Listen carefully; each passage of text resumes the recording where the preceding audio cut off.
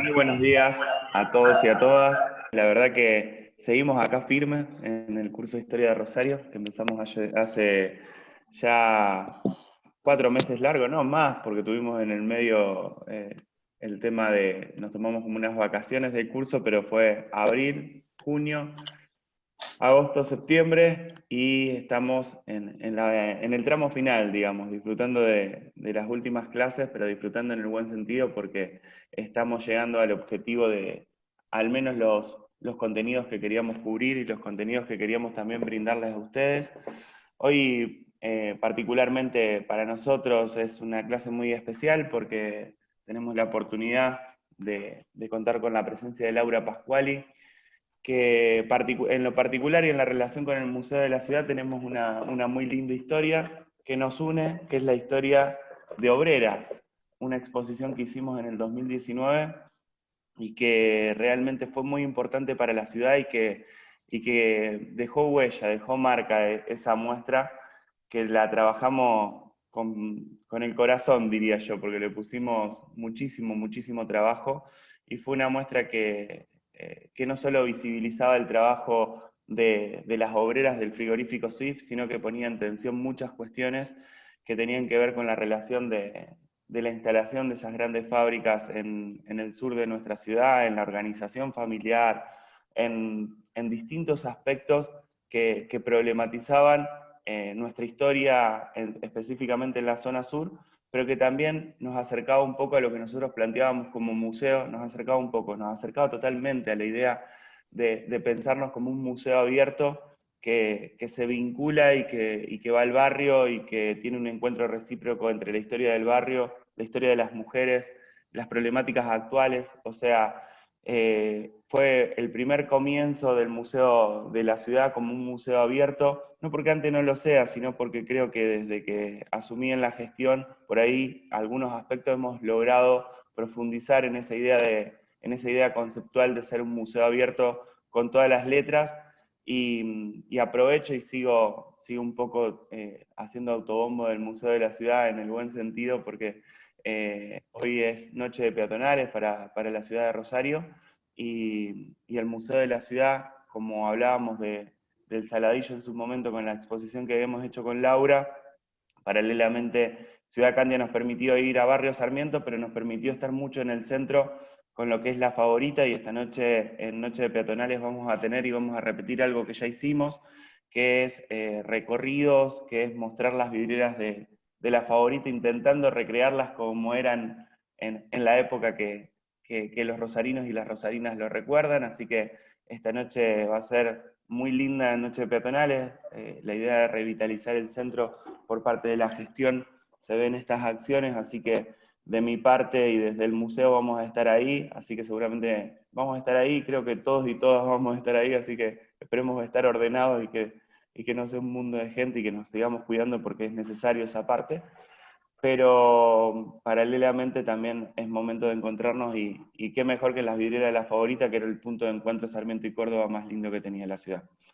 Con respecto al curso de Historia de Rosario, lo digo todos los sábados cada vez que me toca hablar, y siempre es agradecimiento, porque sostener algo durante tanto tiempo, por más que lo trabajemos en articulación con Sandra, con el ISIR, digo, que le ponemos las ganas, a todos tenemos un montón de actividades, todos estamos, a esta altura del año empezamos a sentir el desgaste, no solo del año, sino de esta pandemia que todavía sigue vigente.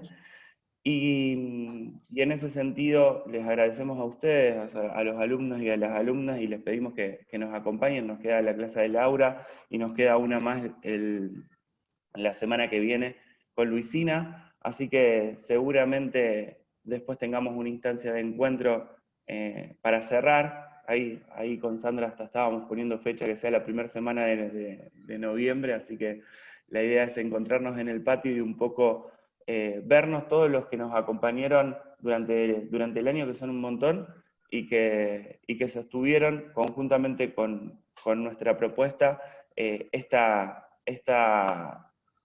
gran experiencia, este gran trayecto formativo, porque realmente si hay algo que hay que destacar es que esto es un trayecto de formación con grandes profesionales que nos acompañaron con toda su generosidad y que sábado a sábado nos sumergen y nos meten en esa historia de Rosario que tanto nos gusta, que tanto disfrutamos. Así que nada, las dejo con Laura, a quien quiero y admiro, y a Sandra ya le he agradecido cada sábado que nos hemos visto, y a Celeste y a Meli que están ahí del equipo del museo, que no es fácil sostener estas actividades con la cantidad de producción cultural que se está haciendo en este momento en el museo, que es un montón, pero que disfrutamos hacerlo porque nos sentíamos contenidos con el tema de la pandemia. Así que gracias. Bueno, gracias, Nicolás. Bueno, como todos los sábados, un placer saludarlos y saludarlas en esta continuidad del curso, que creo que todos y todas hacemos un balance súper positivo, toda una experiencia.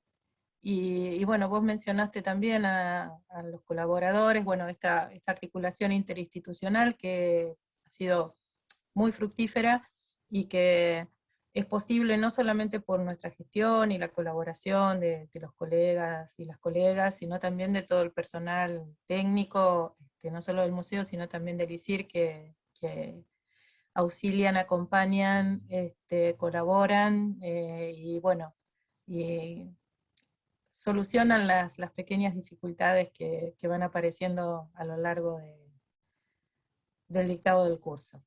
Así que bueno, para mí sigue siendo un placer y espero realmente ansiosamente que podamos encontrarnos en noviembre, y también, bueno, rediseñar este tipo de políticas que hacen a transformar los mecanismos, las formas, las prácticas de la comunicación pública de la ciencia, y que son muy saludables, no solamente para las instituciones, sino para la vida social, y también para la historia, ¿no? Poner sobre la mesa nuevas temáticas, nuevas perspectivas, nuevos abordajes, balances, y eso no es menor, digamos, pues muchas veces en las historias de las localidades, las historias urbanas, lo que se hace es quedar muy concentrado o apegado a producciones realizadas hace tiempo y que muchas veces no se debaten, no se revisan, y no es en muchos casos por negarlo, sino por no poder haber llegado de la manera correcta a la difusión de esos nuevos contenidos generados.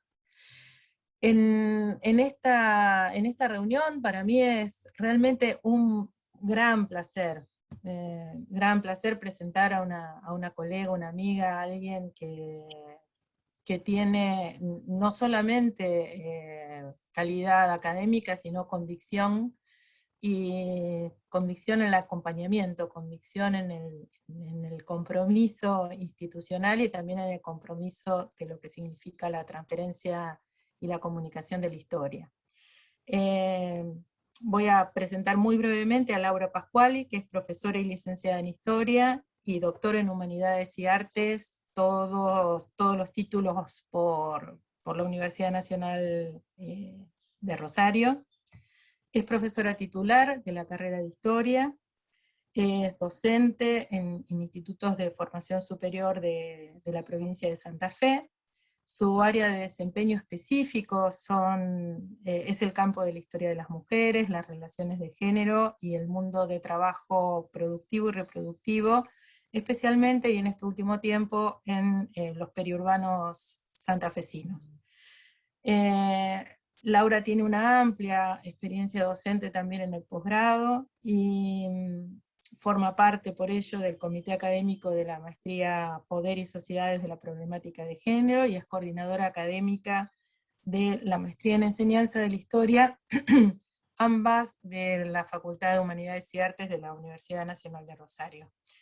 Y en este plano, digamos, de lo que significa y valoramos específicamente, que es la alta divulgación científica, Laura ha tenido cargos en educación no formal, mantiene de forma sostenida actividades también gremiales de extensión y divulgación, y como señaló Nico Charles, ha tenido experiencias específicas en lo que significa la vinculación entre historia y museo, la organización de muestras, y cambiar las estrategias habituales que tenemos en nuestro campo de vinculación con el medio para transferir nuestros conocimientos. Así que bueno, nuevamente es un gusto y le cedo la palabra a Laura.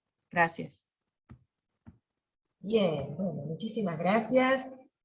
Realmente casi conmovida por haberlos escuchado y además conmovida por encontrarme aquí, por ver caras de compañeros con quienes hemos cursado parte de la carrera.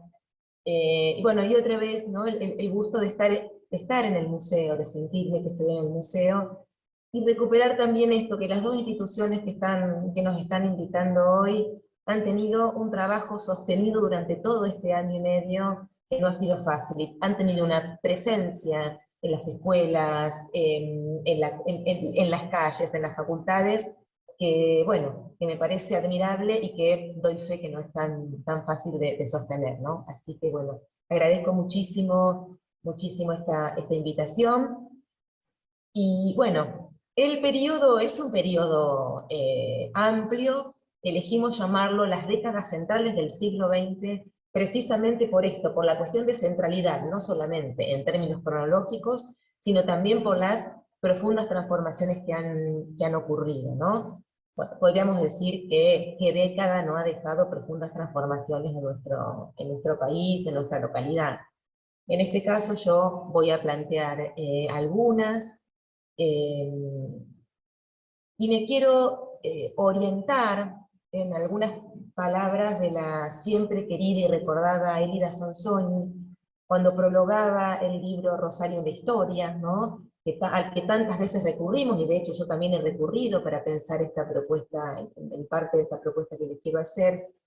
Y Elida nos decía que las fechas, los lugares, los personajes, los acontecimientos, integran la experiencia vivida y le otorgan un sentido especial en su doble vinculación del ámbito privado y del espacio público. Cuando pensamos el título de esta intervención, yo no recordaba estas palabras de Elida, ¿no? Lo volví a hacer al construir esta propuesta, y me pareció una muy linda coincidencia en lo que habíamos pensado.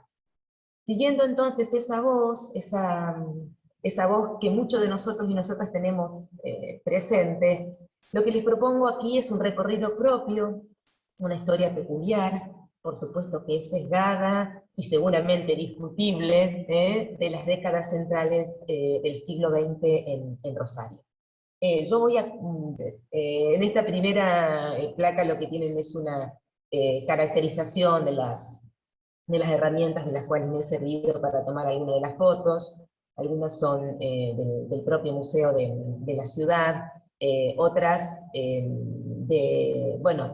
los diarios, ¿no? La Capital, El Litoral y El Ciudadano, también de archivos personales, bueno, algunos de los elementos con los que fui armando esto, como no siempre están citados en cada caso, bueno, en todo caso ustedes si quieren saber de alguna en particular me lo consultan.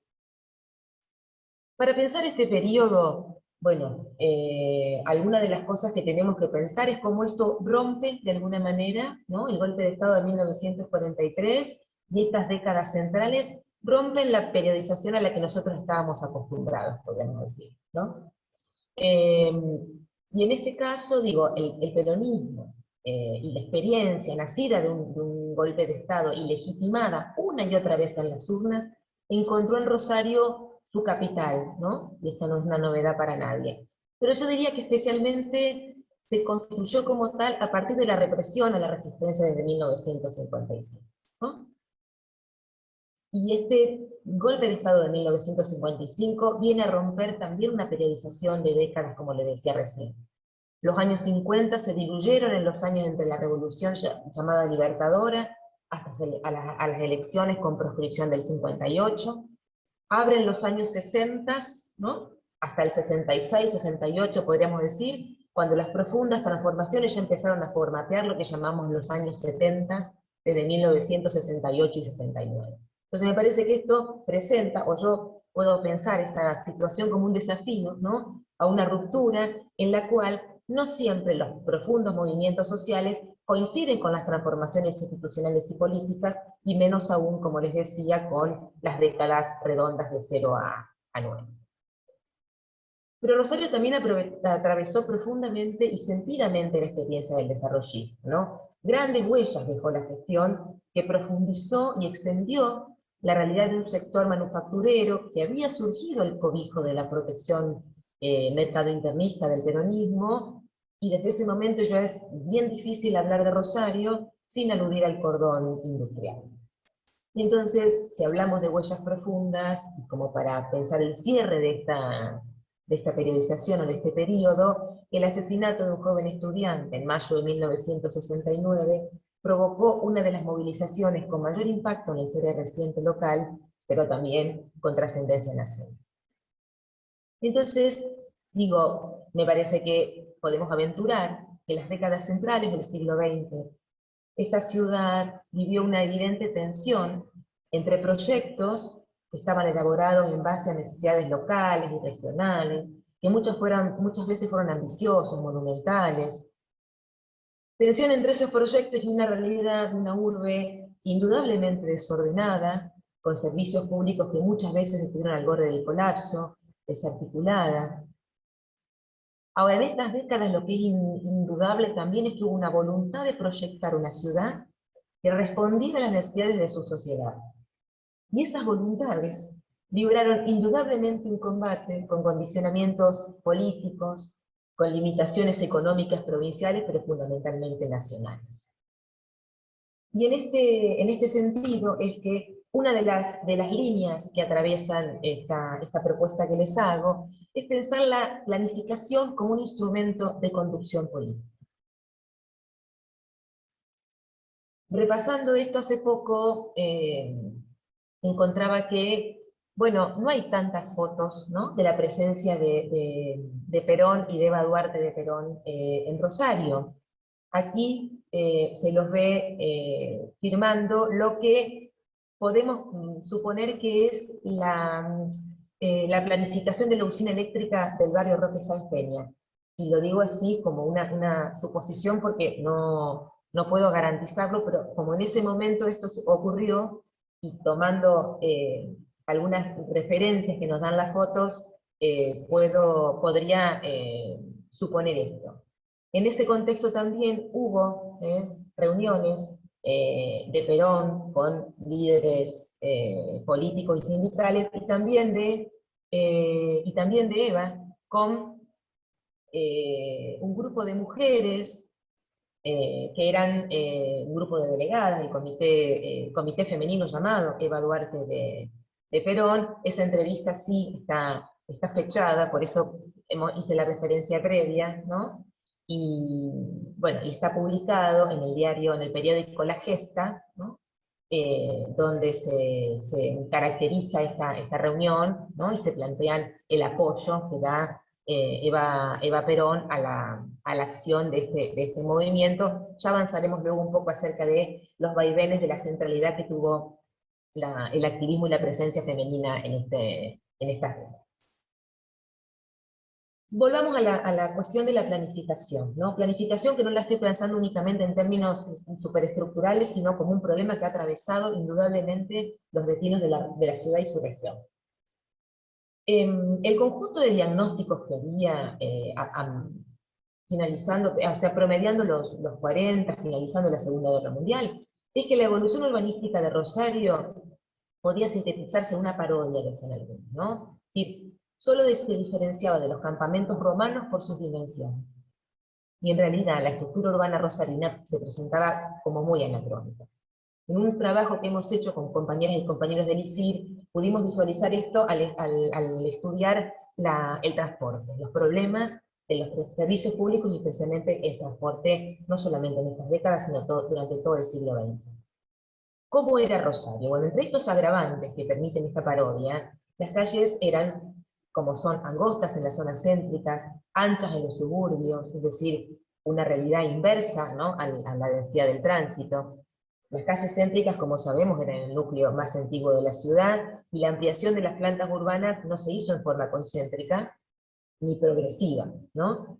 Entonces, en ausencia de un plan, más que en ausencia de un plan, en ausencia de el respeto por un plan urbanístico integral, y el margen de libertad con el que actuaron los especuladores inmobiliarios, que eso es una dimensión innegable, bueno, dieron como resultado la dispersión de la población en barrios que estaban muy lejos, o bastante lejos del centro de la ciudad, y distantes además entre sí. Esto dejaba extensísimas zonas sin poblar, y uno de los problemas precisamente que nosotros evidenciamos cuando estudiamos la cuestión del transporte era lo costoso que se hacía en los cálculos, o lo costoso que se hacía el boleto, calculando esos tramos en los cuales no había gente que subiese a los tranvías, ¿no? Entonces, un cuadro así, y esta foto que les traje, lo que nos muestra también es un debate, pero presente en todas estas décadas, antes y después de la que yo me voy a hablar, y que es el tema de la tarifa, ¿no? El problema de la tarifa de transporte, no solamente el transporte, yo me refiero a esto, con las sedes y con la electricidad pasaba algo similar, proponía precisamente debates en torno a, bueno, cómo se calcula, quiénes son los que lo están calculando y cuáles son las fuerzas que se tensionan en esos casos, ¿no? Entonces, un cuadro como este, fíjense la foto que les estoy mostrando aquí, ¿no? Es decir, la diversidad, ¿no? Tenemos, o sea, caballos, los tranvías, un transporte tipo trailer, más atrás los autos, la dificultad para doblar. ¿Sí? La cantidad de fotos que muestran estas imágenes desordenadas, ¿no? Nos hacen revisar nuestros propios prejuicios actuales acerca del ordenamiento urbano. En realidad, más allá del chiste, un cuadro así lo que explica es que la estructura urbana de Rosario, a mediados del siglo, y avanzado los 60, daba cuenta de que este es un proceso que atravesó la ciudad junto con el siglo, creció con eso, ¿no? Y es la prestación del servicio urbano de transporte. La población crecía, ¿no? Y este servicio no podía dar cuenta de esa situación. La cuestión de la planificación y cómo se encaró tuvo una transformación importante, indudablemente, durante las gestiones de desarrollo. Es decir, numerosos cambios ocurrieron en el tema de la planificación en estas décadas del siglo XX. El gran crecimiento industrial de la ribera metropolitana, dadas las ventajas del extenso frente costero y las características atractivas que tenían, como sabemos, convocaron y siguen convocando numerosas instalaciones productivas a radicarse en la costa. Y esto provocó un creciente tráfico regional. ¿Cuál es el vector o la variable que se suma aquí como un elemento, bueno, favorecedor, pero que no deja de complicar el asunto? La nacionalización de los ferrocarriles, ¿no? Porque a partir de esto se unifican las instalaciones de las empresas privadas que operaban en Rosario y su zona de influencia, y para resolver el problema ferroviario se focalizó las necesidades de la ciudad, que estaba afectada, ¿no? Por esta cuestión podríamos decir, de la anarquía de esas instalaciones, que competían claramente con las necesidades del transporte urbano. ¿Qué es lo que aparece además entonces aquí como un elemento que atrae muchas miradas y voluntades? Bueno, la especulación financiera que posibilitaba precisamente la respuesta, bueno, ¿qué hacer con las tierras que quedan en juego, las tierras que fueron o serán liberadas? Y entonces la disputa es cuál es el uso que se le va a dar a esos espacios, para uso público, por ejemplo, y que resultan en posturas muy contradictorias. Todo esto puede ser presentado también, bueno, puede ser presentado también de forma armónica.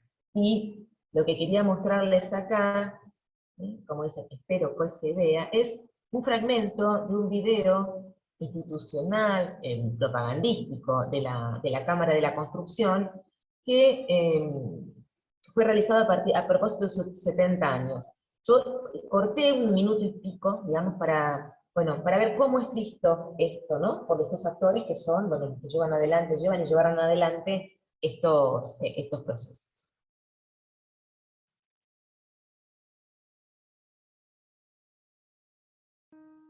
Había finalizado la Segunda Guerra Mundial. El país ingresaba en una etapa de gran crecimiento económico.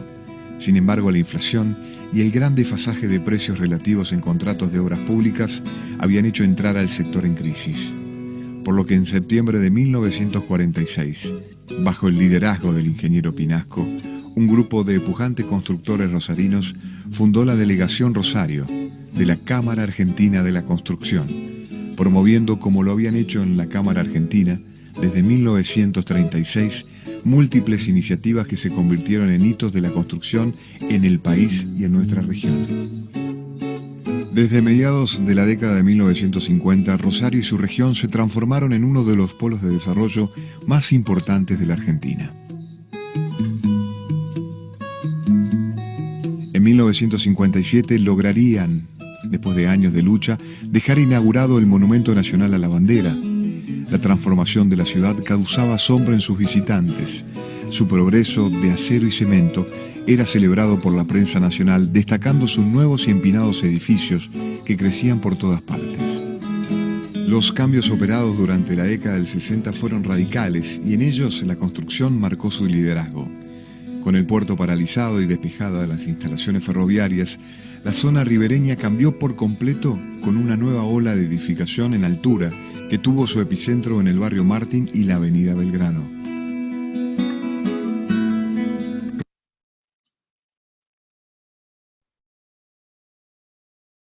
Bien, insisto, más allá de que sea una publicidad institucional, me parece que da cuenta, ¿no?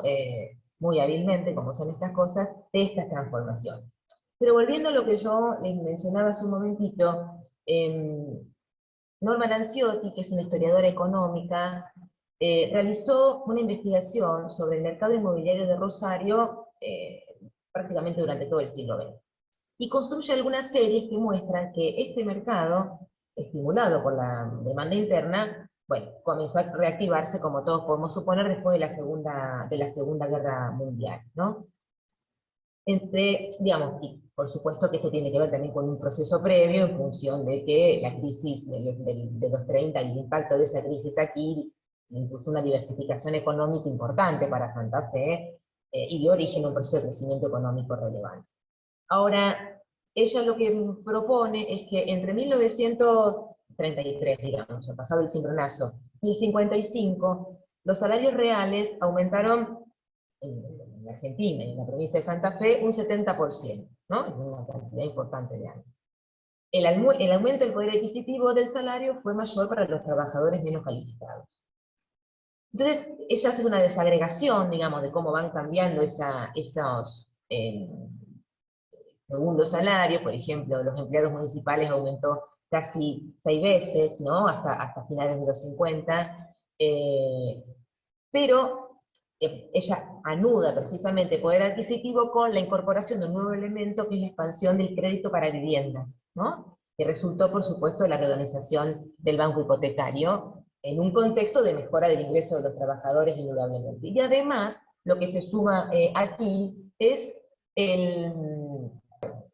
Entonces, lo que ella propone acá es esta, por supuesto, relación, ¿no? Entre poder adquisitivo, propuestas políticas, digamos, para que el ingreso de los trabajadores y el aumento del empleo pudiera también redundar en la adquisición de viviendas. Entonces, la ley de propiedad horizontal lo que hizo es alentar, ¿no? La maximización, además de la renta, para las construcciones en altura.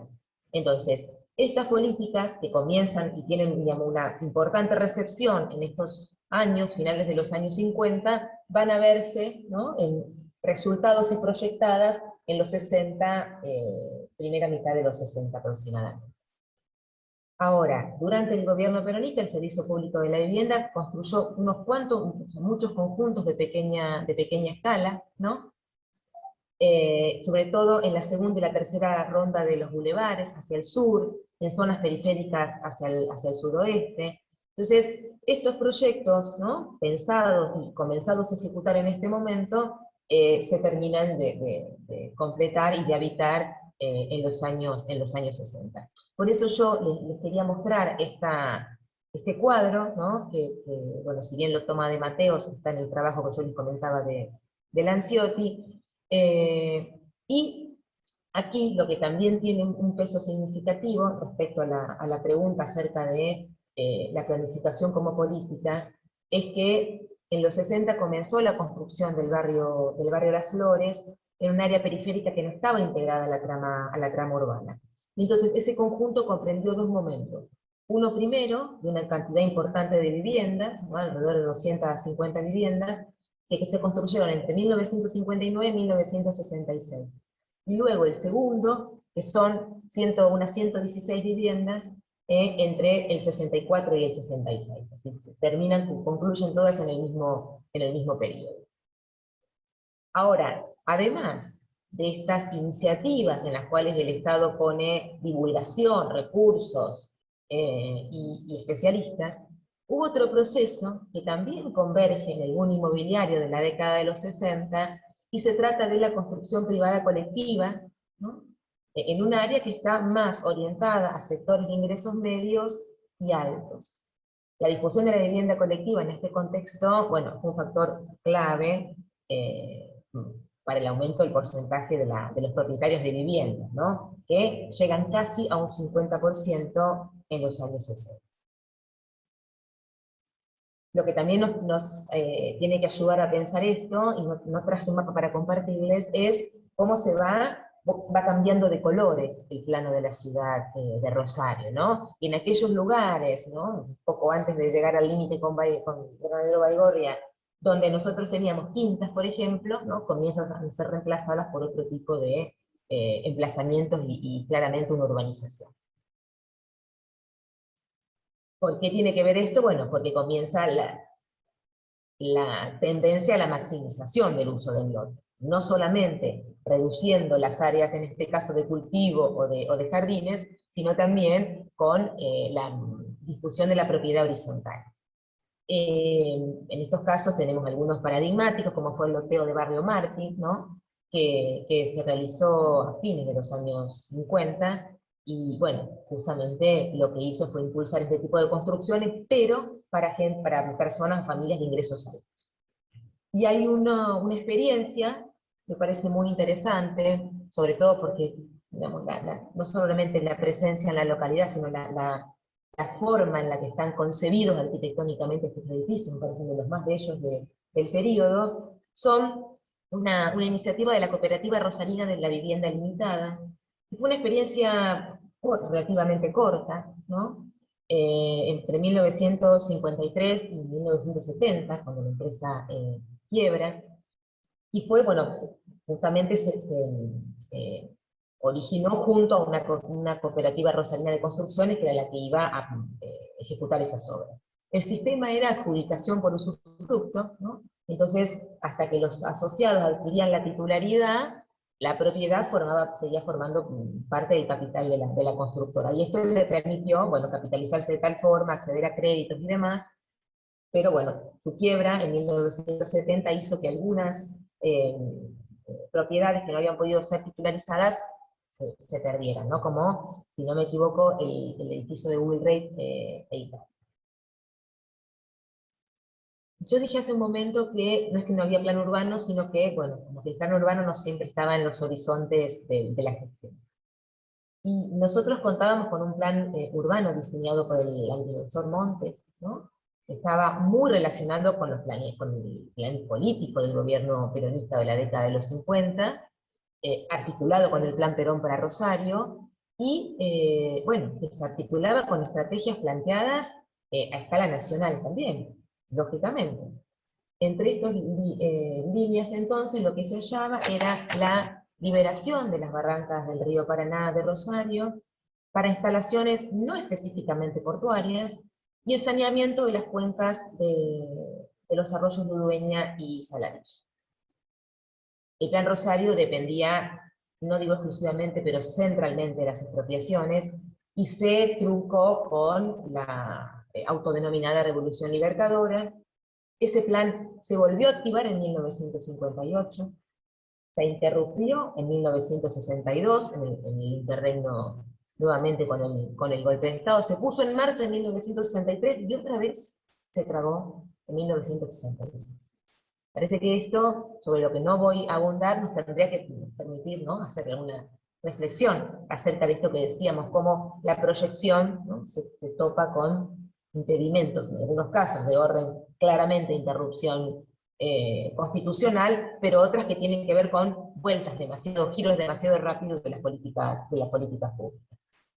Hace un momento les hablé de el Ludueña y el Saladillo. Bueno, les voy a compartir aquí, no pude hacer una entrevista, así que hay un audio de Pablo Suárez, el licenciado Pablo Suárez, que es quien está trabajando hace mucho tiempo en la historia del agua en Santa Fe y en Rosario, y entonces, bueno, hay algunas fotos, ¿no?, que sirven para ilustrar este audio en el que yo le pregunto acerca de, bueno, ¿qué pasó con el Ludueña en estas décadas centrales del siglo XX?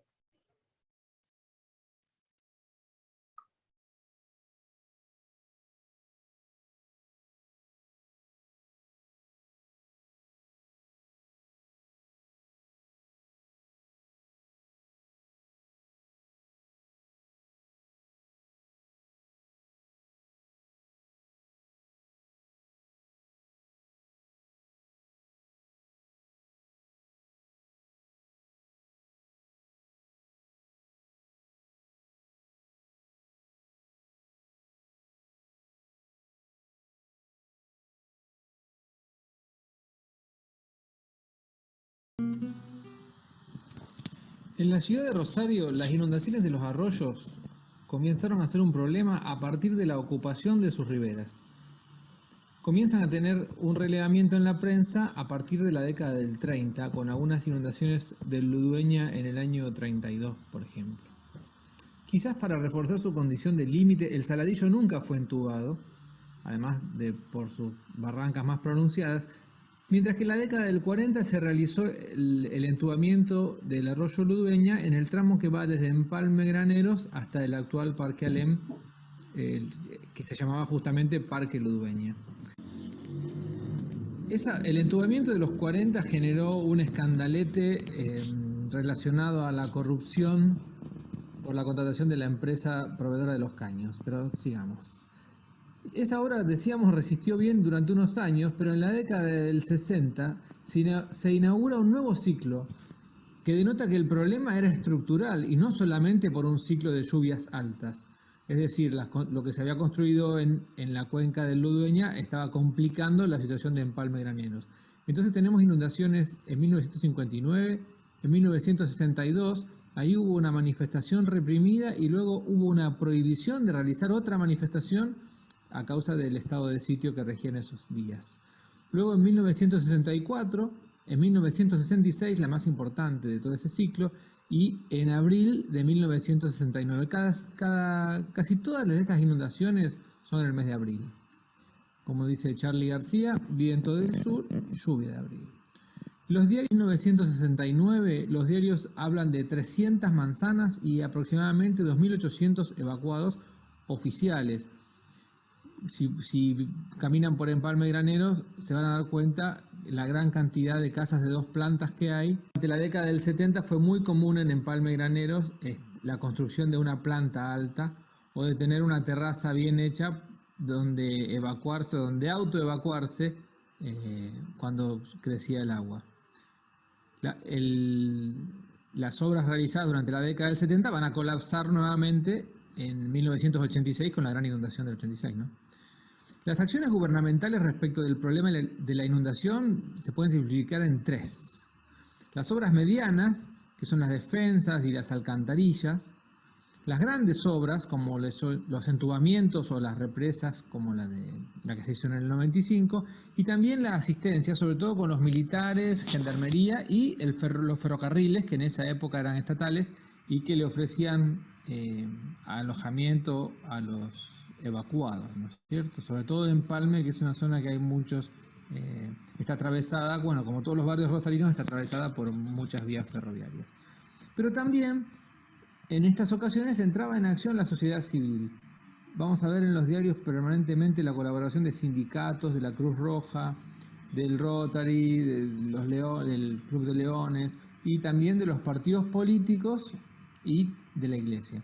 Los partidos políticos menos. Me parece interesante, a mí lo que me parece siempre muy interesante de esto es ver cómo el tema ambiental o el tema catástrofe, por decirlo así, nunca entraba en la agenda política. Y tratándose de obras, podría haber tranquilamente haber ingresado, pero no se dio así.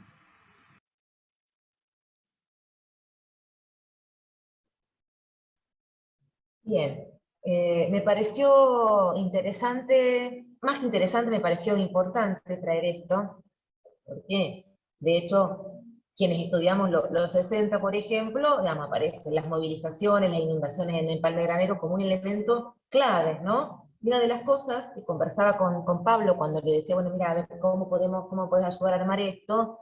Me decía, bueno, en verdad, la tremenda inundación del 66, con incluso muertos y el desastre que ocasionó, no logró una movilización, ¿no?, del orden del impacto local y nacional como sí logró el rosariazo. Entonces, me parece que esto también nos ayuda a pensar, ¿no?, algunas de las características que tiene no solamente la movilización y las cuestiones acá en Rosario, sino en otras, como forma de pensar, ¿no? Perdón.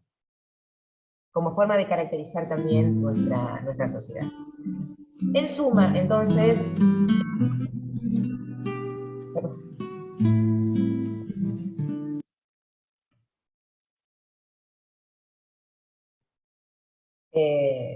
la ciudad tenía que dar respuesta en su trama urbanística a un conjunto de problemas conforme el proceso de refuncionalización que se venía realmente desarrollando en la estructura productiva desde los años 30, y eso ustedes lo han visualizado en la clase de Sandra. Entonces, digo, me parece que el proceso de industrialización trajo aparejado la emergencia de nuevos barrios, y de acuerdo con esto, muchas más necesidades en infraestructura que no siempre fueron cubiertas con la rapidez que la situación y los propios vecinos y vecinas reclamaban.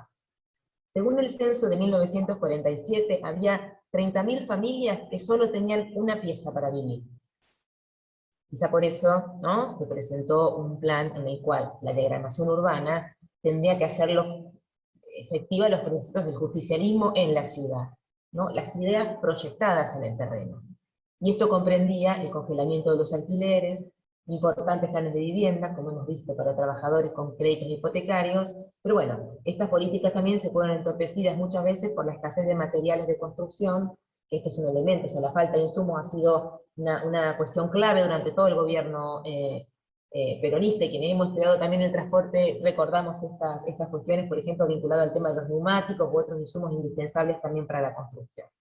Y además el proceso inflacionario no fue menor en estas. Entonces, era una intención del Estado convertir a Rosario en una ciudad industrial y moderna, mediante un conjunto de leyes, programas y decretos que se fueron poniendo en marcha en distintos momentos de la gestión, y que fueron sistematizados, como les decía antes, en el llamado Plan Perón para la ciudad de Rosario. Claro, todo este proceso, como decíamos, conjuntamente con la nacionalización del ferrocarril, lo que predisponía era buscar un nuevo diseño de ciudad a partir de una solución global. Y esto estuvo presente, aunque nosotros podamos decir, bueno, en realidad en el terreno no terminó de manifestarse, ¿no? En palabras de quien luego fue una figura clave en la política local, Rosario se había convertido en una ciudad donde escaseaban viviendas obreras, donde escaseaba el agua y donde la otrora clase obrera deambulaba buscando empleo en comercios. El Consejo Municipal, cuando no estaba intervenido, precisamente era la tribuna que tenían los opositores, como Carballo, que es quien dice esto que acabo de comentar, y que, bueno, sostenía estas afirmaciones pareciendo desconocer, ¿no?, que en 4 años la participación de los asalariados en el ingreso nacional había aumentado del 39 al 46%. Para estos años, otro economista, Lavie Abraham, hizo una estimación sobre la transformación de los salarios reales aquí en Rosario, y lo hizo a partir de datos nominales del sector público, fundamentalmente trabajadores municipales, y los obreros industriales del sector privado. Y lo vinculó, mejor dicho, lo constató con los precios de los bienes de consumo, de los alimentos de primera necesidad, y el precio de la vivienda. Lo que resulta de este entrecruzamiento de información económica es que en todo el periodo que estamos estudiando, mejor dicho, hasta 1962, los bienes de consumo sobre los cuales había datos disponibles tuvieron una tendencia alcista desde 1945. No es novedad lo que estoy diciendo, el proceso, insisto, inflacionario fue importante. Esta tendencia alcista de los bienes de consumo fue mayor que el ritmo de crecimiento del salario del empleo público, pero menor que el ritmo del crecimiento de los empleos industriales. Entonces, esto que estamos, digamos, presentando acá, precisamente nos da cuenta de esa situación, ¿no? Y del lugar preponderante que comienza a tener cada vez más la clase obrera industrial en esta región. Luego, en los fines de los 60 y los 70, lo que vamos a encontrar es una transformación profunda de la composición orgánica del capital en las industrias que están instaladas en el cordón de Rosario, y que dan cuenta de esta situación, ¿no?, del creciente poder adquisitivo que tiene el salario obrero. El caso del precio de la vivienda se muestra anómalo porque, bueno, muestra una caída importante que tiene que ver precisamente con las posibilidades de construcción y con el congelamiento de los alquileres, como decíamos hace un momento.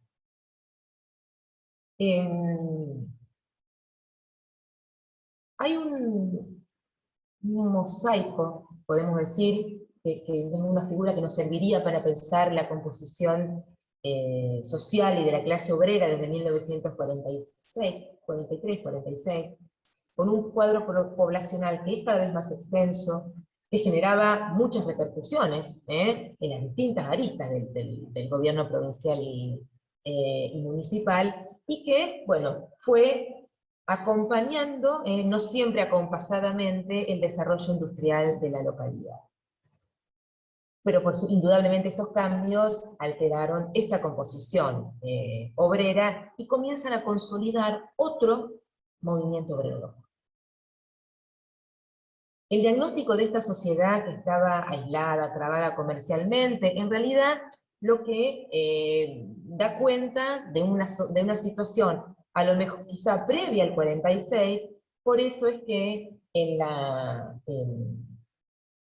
una exposición industrial que se hizo en 1943 da cuenta no solamente de la cantidad de industrias que habían elegido y solicitado participar de esa exposición, sino que una cantidad importante de entidades de peso en el ámbito productivo no solo vieron con buenos ojos el gobierno surgido de 1943, estamos hablando de entidades de peso como la Bolsa de Comercio, la Sociedad Rural o la Federación Gremial del Comercio y de la Industria.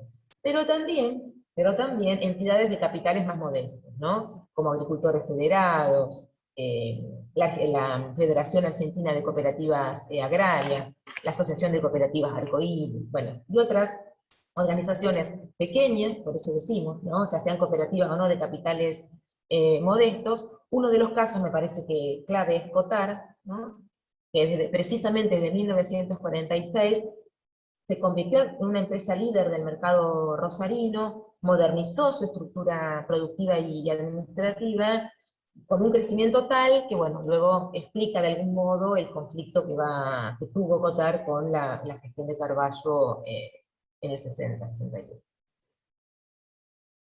Por supuesto que este apoyo que se le dan en esta primera parte del periodo que estamos hablando al gobierno peronista, a pesar de tener buen diálogo, hubo muchas demandas, ¿no? Una fue los efectos negativos de la inflación sobre los circuitos de comercialización.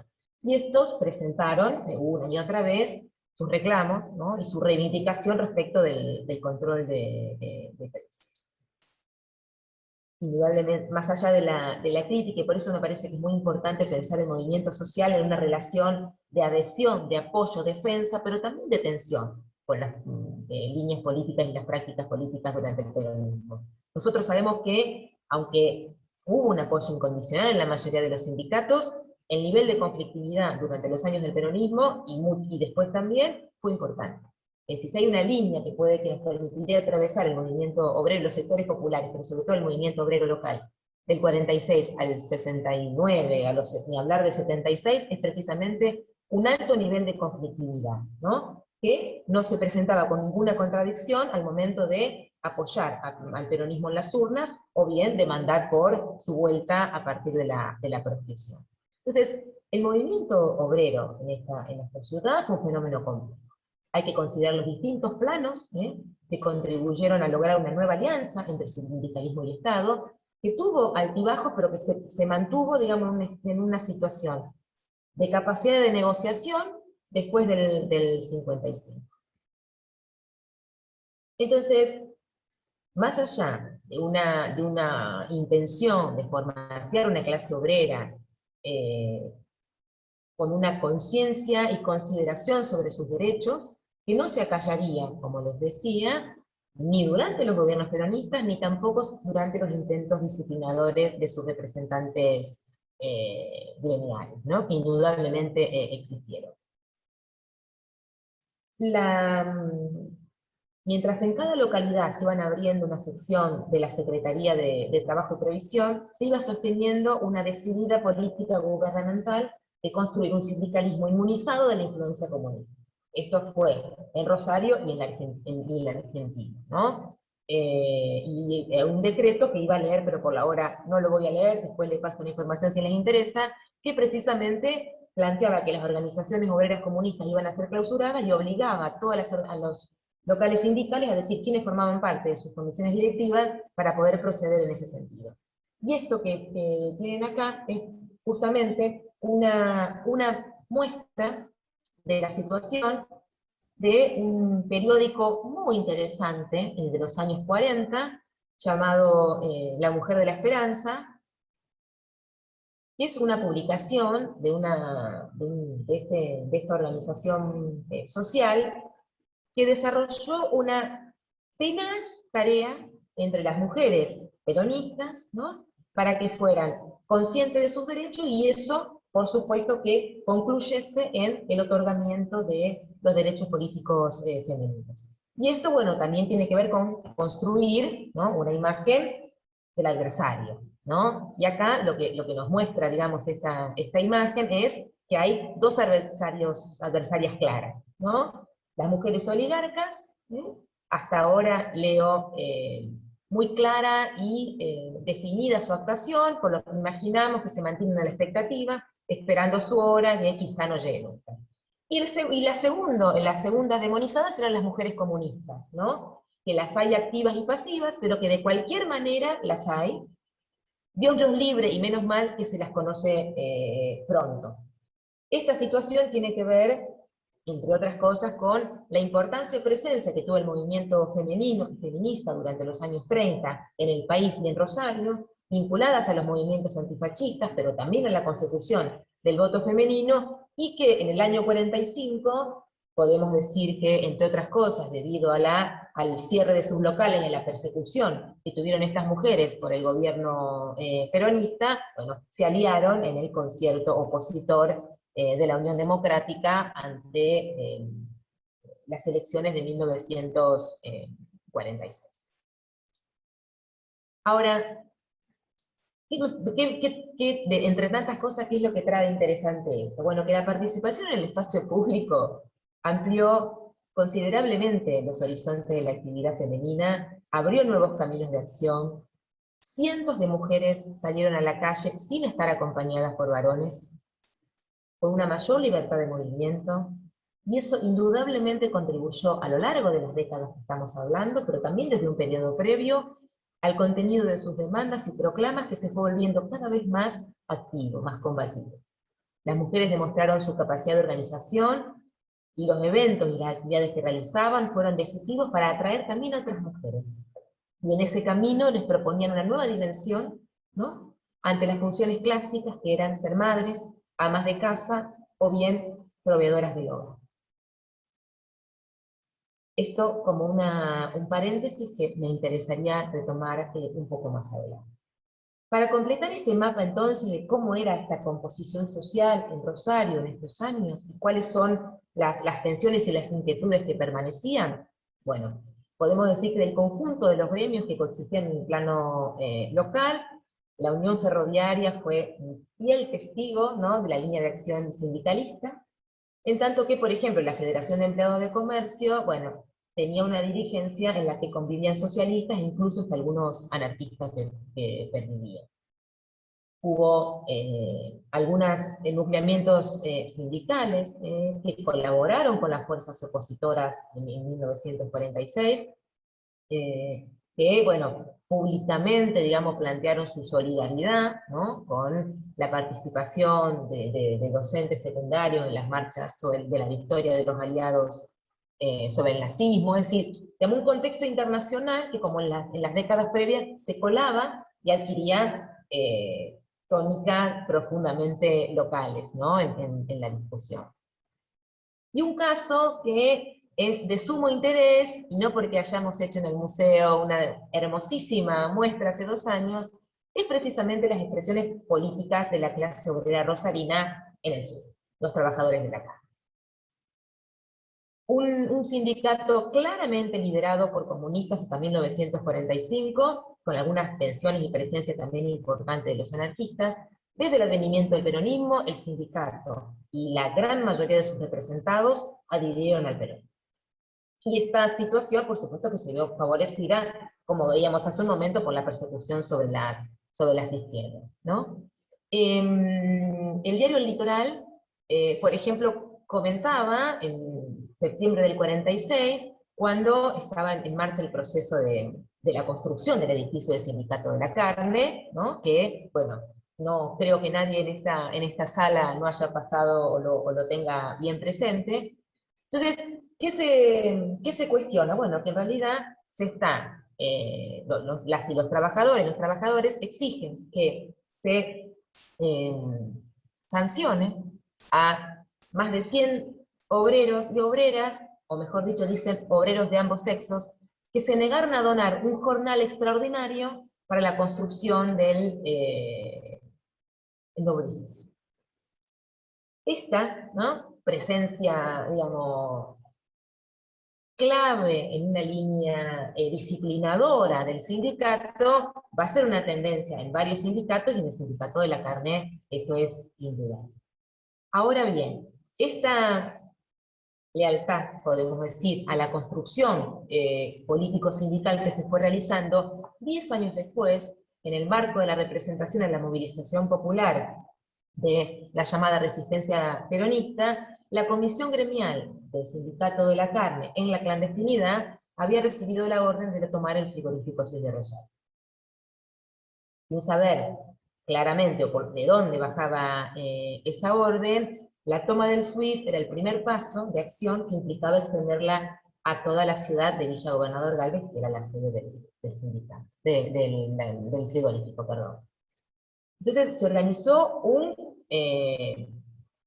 plan ambicioso, complejo, fallido, ¿no?, como sabemos, que es la toma del SWIFT, y que tenía además como consecución la toma el ocupamiento del Regimiento 11 de Infantería.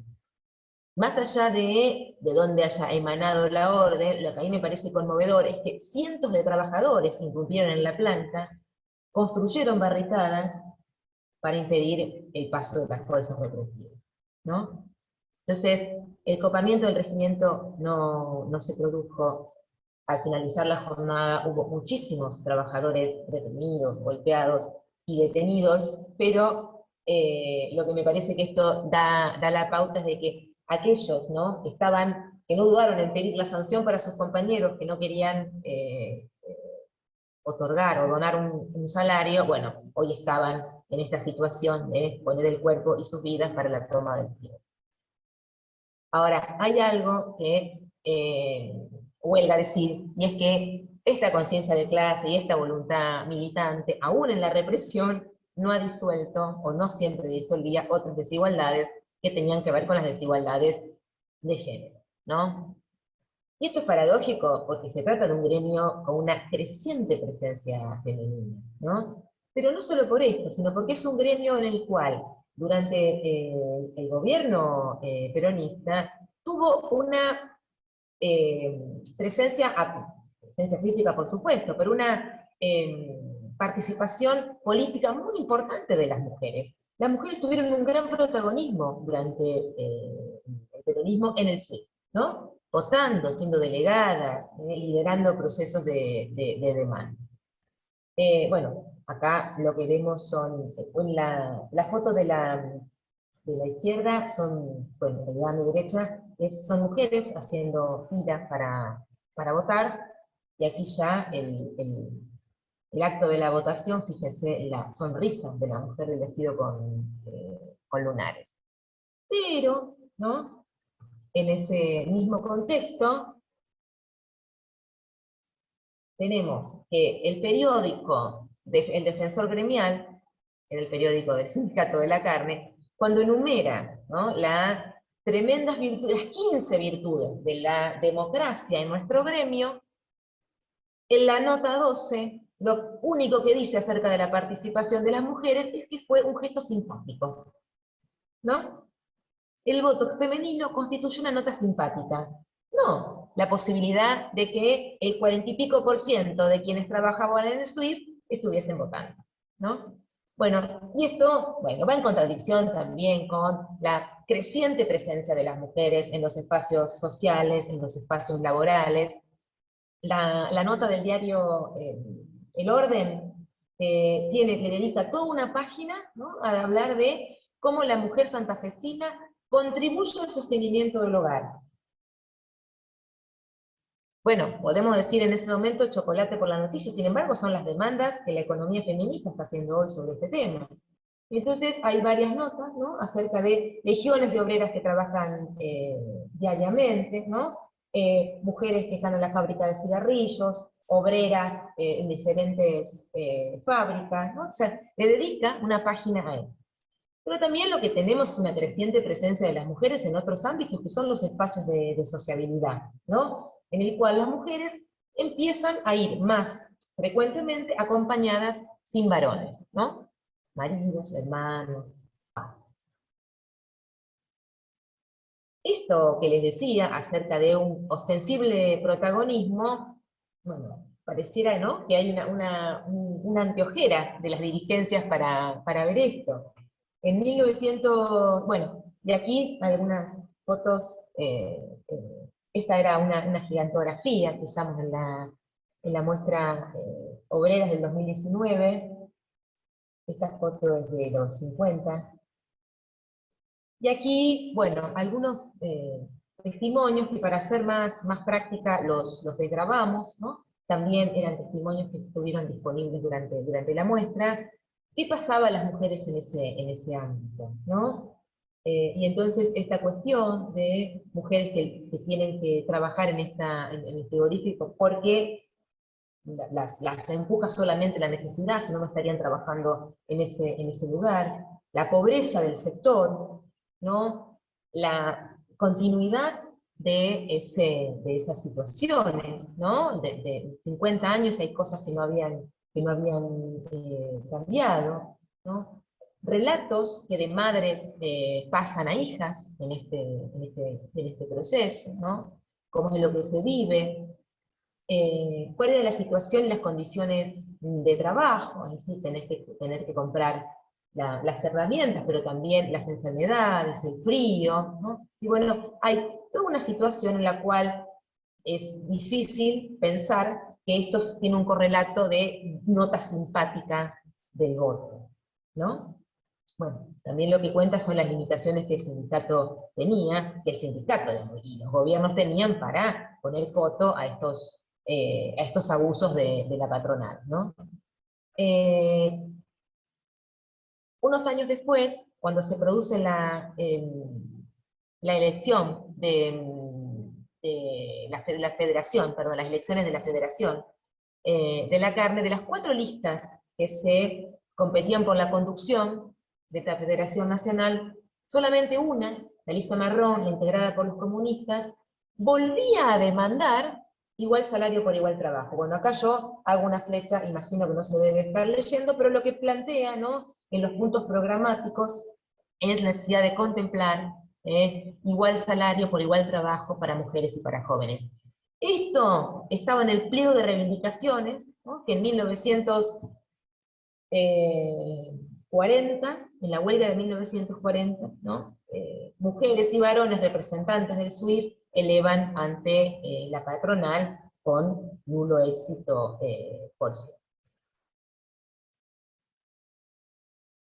Es que no había convenios colectivos, por supuesto que había convenios colectivos, y nosotros sabemos que lo que sobresalía, es más, lo que significó la feroz oposición de las patronales más variopintas fue precisamente la obligación a negociar convenios colectivos. La principal causa de resistencia empresaria fue ella, y la causa de conflictos en Rosario, que respondían precisamente a la actuación del Estado, mostraba esa creciente aceptación de las demandas obreras, y una intervención punitiva al incumplimiento de la patrona, ¿no? Esto era una realidad que claramente es celebrada en 1956 por el periódico La Patria, celebrado el fin, ¿no?, de esta negociación en favor de los trabajadores, cuando, bueno, hizo una composición para que se pudiera leer. En marzo de 1946, La Patria se dirige a sus lectores, que son los industriales y los comerciantes, como claramente plantea acá, y pide al obrero que se esfuerce por aumentar su productividad, ¿no? Esto está todo en la misma página, y por supuesto que hay otras cosas en el medio, como les digo, es una composición, ¿no?, que me pareció interesante pensando, bueno, a ver, la gran oposición obrera respecto a los convenios colectivos se está mostrando claramente a partir de sus órganos de difusión, como por ejemplo este periódico, ¿no?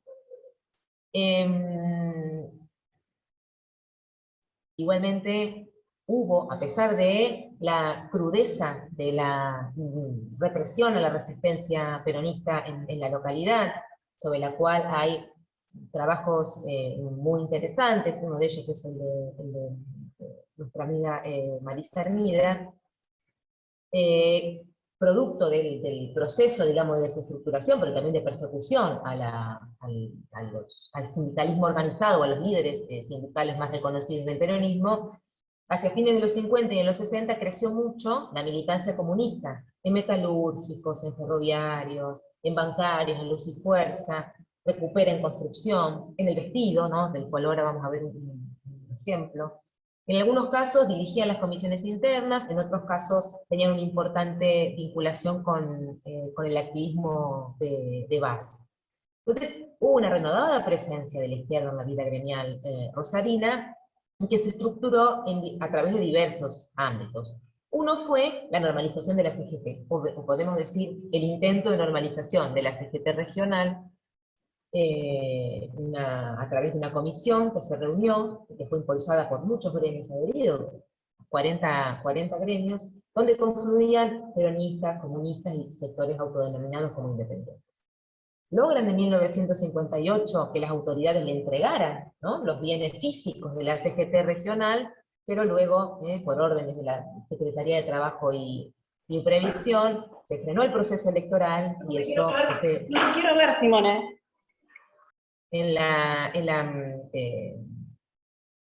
No se produjo. Lo que tienen acá es una foto que también nosotros usamos en la muestra, que era una foto gigante, porque lo que invitábamos a la gente a descubrir dónde estaban las mujeres, ¿no?, que hay algunas. Bueno, esta es una foto de la cantidad de trabajadores y trabajadoras frente al sindicato en el marco de la huelga general de 1959.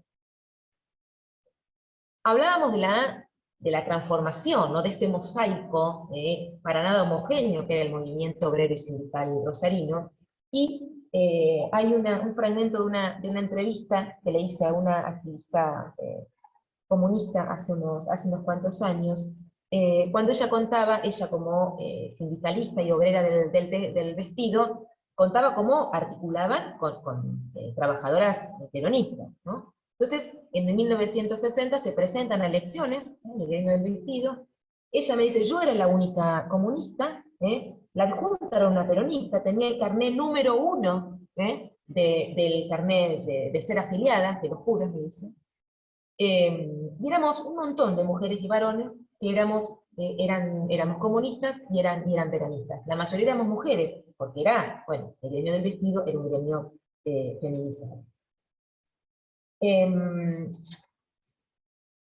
Entonces, cuenta la entrevistada que, claro, el delegado que convoca elecciones era peronista, el secretario del delegado era peronista, trajeron abogados, ¿no? Y nosotros éramos un grupo que no teníamos cómo contrarrestar a estos matones. Bueno, ella comenta que pidió auxilio al partido y que en ese momento no les dio las fuerzas para ayudarlos. Y entonces, cuando vuelcan los votos, la mayoría de los votos era en favor de la lista rosa, que era esta compuesta por las trabajadoras peronistas y comunistas, y casi no había lista azul, que era la de ellos. Cuando termina la elección, el interventor dice, por una diferencia de 38 votos, ganó la lista azul. No estaban los votos esos, nos robaron la elección descaradamente. Bueno, nosotros nos fuimos encima, nos golpeábamos. Eso a mí me mató. Les dijimos, los votos eran nuestros, y nos dijeron, hagan lo que quieran. Si no quieren firmar el acta, no la firmen. No hace falta que la firmen. Estaban sus abogados ahí. Perdieron la elección, perdieron, váyanse. Entonces, esto que en realidad lo que pone en tensión no es peronismo versus izquierda, lo que pone en tensión precisamente son las burocracias y las dirigencias sindicales contra aquellos trabajadores y trabajadoras que emanaban de las voluntades de sus compañeros, sean sus identidades políticas peronistas o comunistas, ¿no? En este sentido, las trabajadoras y el Partido Comunista en sí llevaba adelante una importante campaña respecto de o contra la carestía de la vida, que se fue extendiendo hacia las décadas siguientes, y en la década del 70 también esto fue muy, muy importante. El año 64, que fue el año del Plan de Lucha Nacional de la CGT, en la Regional Rosario hubo una convocatoria que incorporaba dirigencias de lo más variopintas, y que, bueno, se produjo un escándalo, ¿no?, en esa reunión, donde hubo tiroteos, amenazas, una persona muerta, ¿sí? Una imposibilidad de organización, podríamos decir, en un contexto de alza, ¿no?, de la conflictividad. Las crónicas relatan que la CGT no atinaba a nada, ¿no? Y a pesar de ese poco auspicioso comienzo, Rosario fue, ¿no?, parte del plan de lucha. En junio se tomaron una cantidad de establecimientos por los propios trabajadores. Fue una muestra contundente del poder al que habían llegado los sindicatos y la clase obrera, aún en la ausencia de su líder, ¿no? Podemos decir que los sectores obreros y populares tenían este tipo de organización y representación, que son los más clásicos para el relato, pero también, y articulado con las formas de los niveles de planificación, hubo una creciente presencia de los barrios y las vecinales, ¿no? Que se formalizaron en una organización en 1950, perdón, en la Asociación de Vecinales de Rosario, y que la idea era asumir demandas, bueno, de lo más disímiles para hacer una vía de comunicación con el poder político local. Hubo muy buenas relaciones entre las vecinales y el gobierno peronista. También hubo muy buenas relaciones entre las vecinales y el gobierno del desarrollismo, especialmente durante la gobernación la intendencia de Carballo. Claro, son otras las vecinales que han tenido esta buena relación entre un caso y otro. No podemos hablar, o no me atrevo a hablar de una relación de continuidad en cada una, ¿no? Porque, por ejemplo, la vecinal La Florida, y bueno, quiere decir de la de Saladillo, de los de Saladillo que venimos hablando, se identificarán claramente con el peronismo y eso trascendió lo coyuntural. En cambio, por ejemplo, hubo otras vecinales que se fascinaron, podemos decir, con las prácticas modernizadoras que implementó el desarrollismo, y negaron, bueno, la centralidad que lo estatal había tenido previamente, ¿no?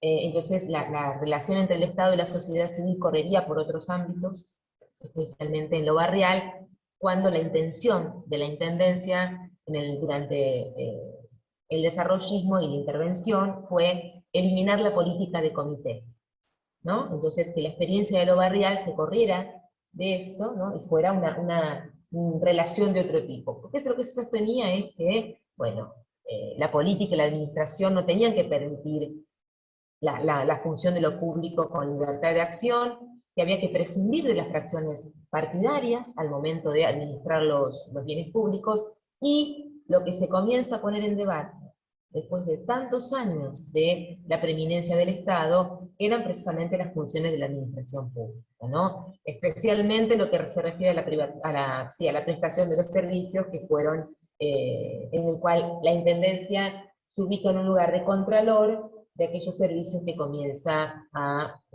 privatizar. Entonces, hay una cantidad de vecinales que confían en la eficiencia de la gestión, y con este apoyo el Ejecutivo comunicaba, y esto es una cuestión casi anecdótica, pero que me pareció muy significativa, comunicaba qué vecinos no cumplían con las ordenanzas y los decretos municipales, ¿no? Entonces, bueno, estas bases de apoyo se debían, considero, a la fascinación que generaba una transformación de gestión de la obra pública, que nosotros lo hemos visto, por ejemplo, me olvidé acá de mostrar la foto de las comunistas de la comisión de las que les hablé antes. La obra pública como uno de los elementos, como la forma de gobierno, ¿no? Es decir, creo que titulaba de alguna manera así Beatriz Filiberti su caracterización de la intendencia del gobierno de Carballo. Bueno, durante el gobierno de la llamada Revolución Libertadora se inauguró finalmente el Monumento Nacional a la Bandera, y acá hay dos fotos, no tiene muy buena definición, pero una es la foto de la gente y la otra es la foto de los uniformados, ¿no?, que están presentes en ese evento, del cual también formó parte. Fue el Día de la Bandera, fue el 20 de junio de 1957. Pero luego hubo otras modificaciones relevantes en la ciudad, que quedan aún en la memoria de los que atravesaron o que vivieron ese proceso. Esta es una foto de la repavimentación de la calle Casperata. En este caso es, como ven ahí, la intersección con Mendoza. Voy cerrando con esto que me parecía bonito. Las décadas centrales del siglo XX trajeron muy importantes transformaciones a la ciudad. Una ciudad que alternaba su cara productiva y laboral con la calma, ¿no?, los tiempos del ocio, de la sociabilidad y el disfrute del tiempo libre. Y Rosario se publicitaba, ¿no? Diría práctica de la ciudad, Rosario, una ciudad turística. Indudablemente el modelo desarrollista venía ofreciendo beneficios a los sectores de la burguesía agraria e industrial, y para eso era necesario lograr inversiones de capital extranjero. Bueno, acá acudí a uno de mis amigos futboleros, ¿no? ¿Qué es lo que hacemos cuando tenemos una foto y no la podemos caracterizar? Entonces ahí lo que hice fue contarles su respuesta, que es mi forma de darles la fecha de esta foto, ¿no? La prohibición de la actividad sindical, ¿no?, hasta el momento en que terminan nuestras décadas centrales, bueno, le hacía juego, ¿no?, a las restricciones de la nueva política económica. Y, digamos, el sistema, poco legítimo, podemos decir, sistema democrático instalado por las Fuerzas Armadas entre el 58 y el 66, lo que pretendía era normalizar un sistema político democrático, que sería una condición indispensable para poder legitimar las medidas económicas. Sin embargo, la sociedad atravesó estas intenciones, ¿no? Estas son otras fotos de la sociabilidad y el uso, ¿no?, del espacio en esos años. La intervención de las Fuerzas Armadas en la vida política ya era endémica prácticamente, y en el 66, bueno, tuvo características que la diferenciaban indudablemente de los anteriores. Las fuerzas concurrieron en forma conjunta, ¿no?, actuaban como corporación, y en ese sentido, para llevar adelante los tiempos que se había propuesto el gobierno nacional, era necesario prohibir toda actividad política, disolviendo cualquier manifestación de la democracia representativa. En la provincia de Santa Fe, la intervención fue de Sánchez Lahoz, que desplazó al gobierno de Tesio y de Eugenio Malaconte, y en Rosario es Aguilar, del coronel Carlos María Aguilar, que tuvo un breve periodo hasta que asumió la intendencia Beltramo, que es quien atravesó toda la conflictividad de los años de los que hablamos hasta 1971. En los años de los que hablamos, bueno, esos años son, por supuesto, los años que mencioné al inicio, ¿no?, que tuvo que ver con el fenómeno del rosariazo.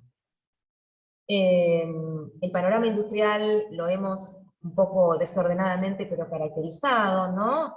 La principal petroquímica argentina era PASA en los años 60, hasta el frigorífico Swift, nucleaban alrededor de 7.000 trabajadores, ¿no? Predominaban las pequeñas y medianas industrias metalmecánicas en la ciudad de Rosario, y esto fue acompañado por un espectro sindical combinado, complejo, ¿no?, donde se ponían en tensión la inquebrantable burocracia y algunos espacios del desarrollo de la que se llamó nueva izquierda peronista y marxista. El rosariazo no empezó el 16 de mayo de 1969. El rosariazo tuvo condiciones previas, y podríamos decir que aquello que yo les mencionaba antes, que decía mi amigo Pablo, indudablemente tuvo que ver la inundación del 66. Pero bueno, acá, ¿no?, la tribuna nos dice hay manifestaciones relámpagos que fueron detenidos, ¿no?, presencia de la NUCE, antes, el 8 de mayo de 1969, y luego el detonante, el detonante, que es la muerte de Bello, y una foto de la marcha del silencio, que en realidad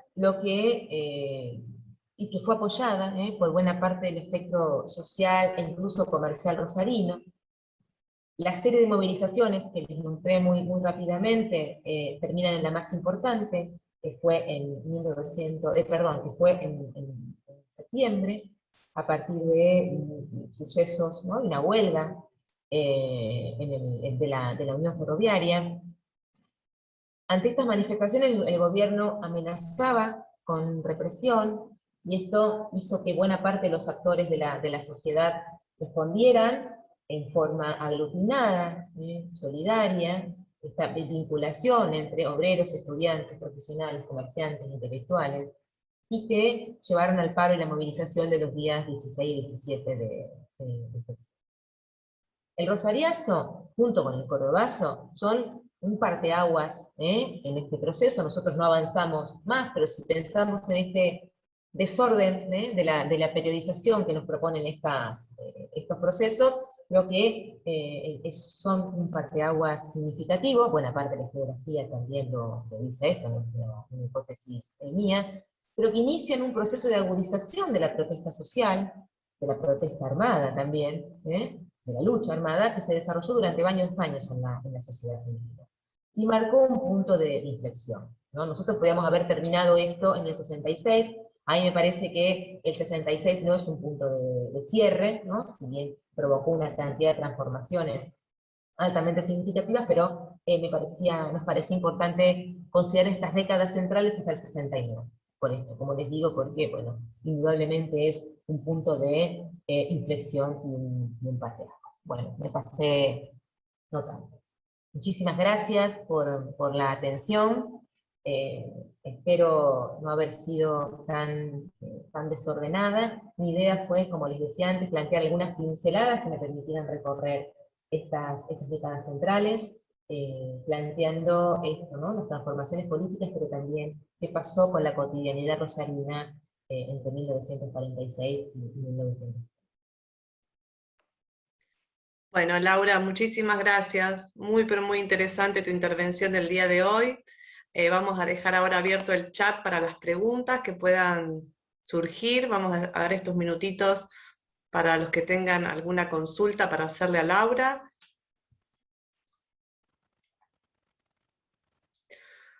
Están comentando, bueno, todos, ¿no? Que es muy interesante, algunos comentarios que se habían dado durante la charla.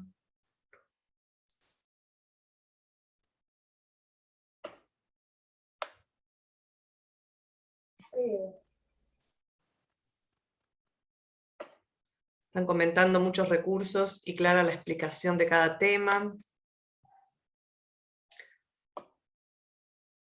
Acá estoy mirando también, no sé, la pregunta sobre un periódico feminista, no, no había ningún periódico feminista, no sé a qué responde, pero bueno, sí. Hola, ¿qué tal? ¿Lo Era puedo aclarar? sobre el periódico que relevaba lo que se publicó con respecto a el periódico de peronista que había publicado una plaquita sobre el periódico peronista.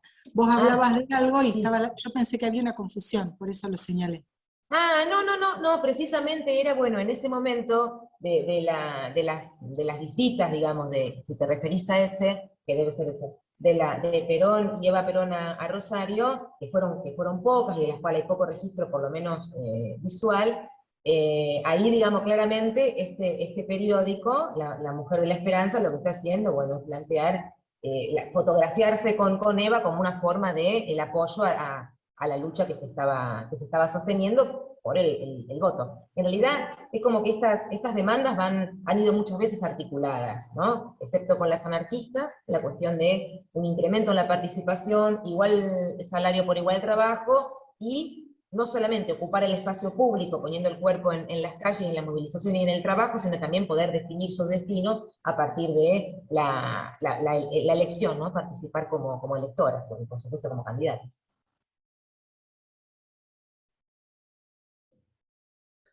Bueno, ¿alguien más tiene alguna pregunta que quiera hacer?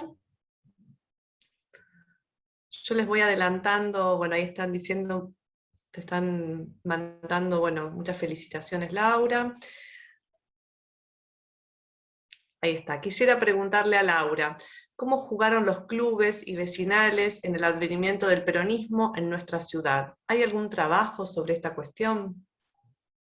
María José, ¿cómo te va? Bueno, justo cuando te vi pensaba, vos en un momento, hace lejos, hace tiempo, ¿trabajabas estos temas? ¿Trabajaste la resistencia?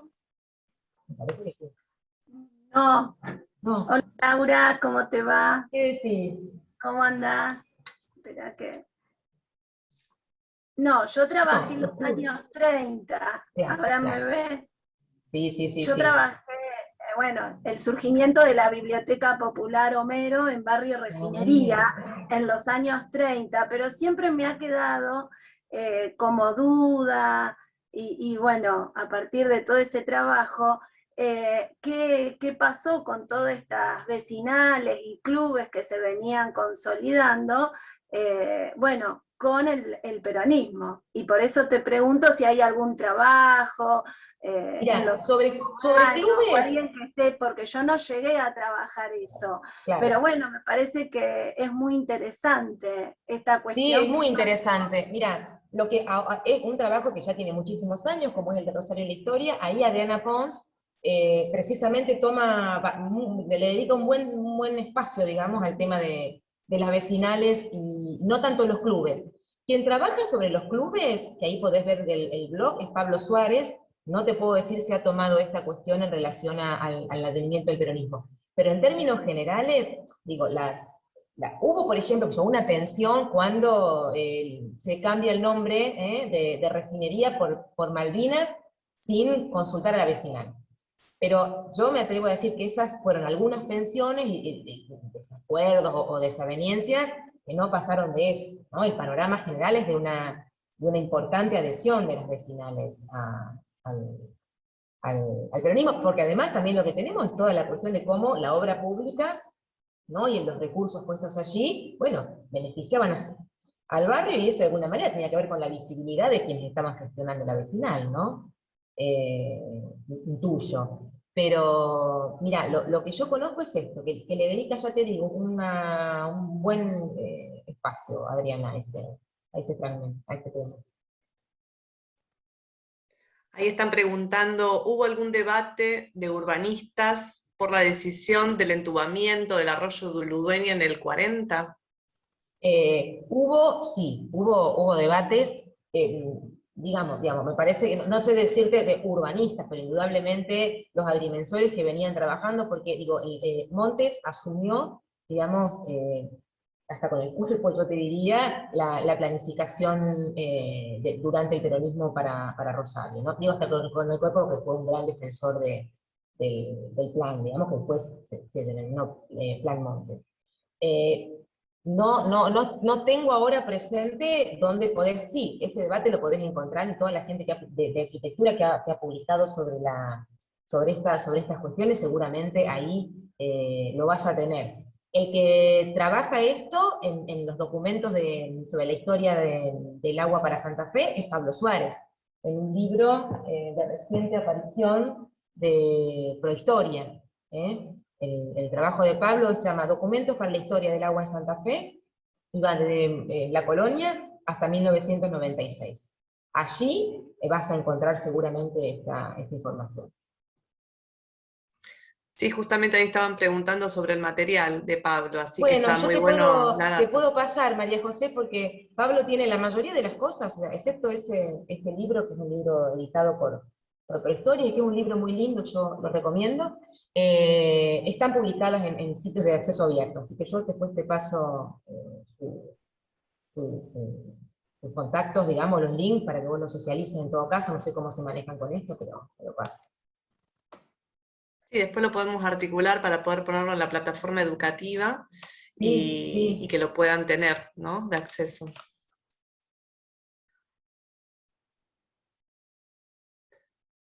Bueno, ¿alguien más tiene alguna pregunta para hacerle a Laura? Yo les voy adelantando la charla del sábado que viene, que también van a estar dos compañeras, dos colegas.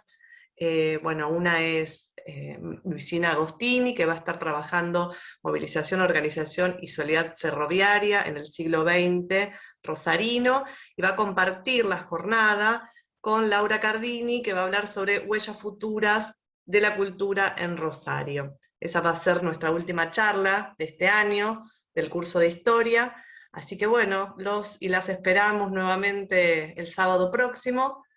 Ya si no tienen otra pregunta, nos vamos despidiendo. Bueno, muchísimas gracias, Laura, nuevamente. Muchísimas gracias a ustedes, gracias por la escucha, gracias por sus palabras, bueno, y ojalá esto resuene también en esto de cómo pensar nuestras clases, ¿no? Involucrándonos en aquellos procesos que inevitablemente tenemos que atravesar, que son los procesos nacionales, como pueden ser mirados desde nuestra propia realidad. Así que un gusto y encantada de haber estado aquí.